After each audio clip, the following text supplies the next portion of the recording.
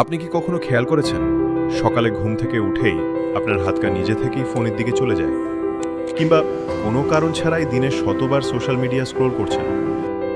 তাহলে জেনে রাখুন, আপনি একা নন। আমাদের তরুণ প্রজন্মের একটা বড় অংশ আজ এক অদৃশ্য আসক্তির শিকার, যার নাম ডিজিটাল অ্যাডিকশন। কিন্তু প্রশ্ন হলো, আমাদের মস্তিষ্কে ঠিক কী ঘটছে?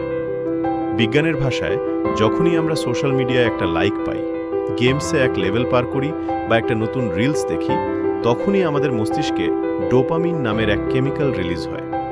এটি আমাদের ক্ষণিকের জন্য আনন্দ দেয়।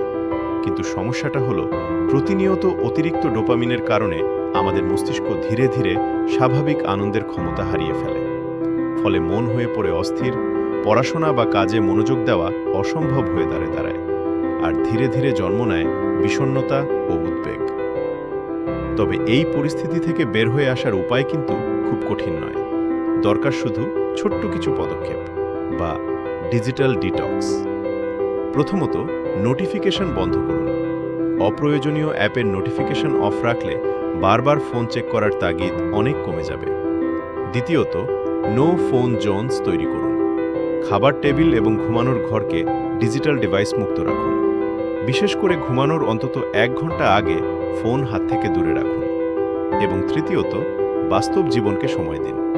ফোনের ভার্চুয়াল স্ক্রিন ছেড়ে বই পড়ুন, বন্ধুদের সাথে মুখোমুখি আড্ডা দিন, বা কোনো খেলাধুলায় অংশ নিন। মনে রাখবেন, স্মার্টফোন বা প্রযুক্তি আপনার জীবন সহজ করার জন্য তৈরি হয়েছে, আপনার জীবনকে নিয়ন্ত্রণ করার জন্য নয়। আজই শুরু করুন আপনার ডিজিটাল ডিটক্স। নিজের জীবন আর নিজের মনের নিয়ন্ত্রণ ফিরিয়ে নিন আপনার হাতে।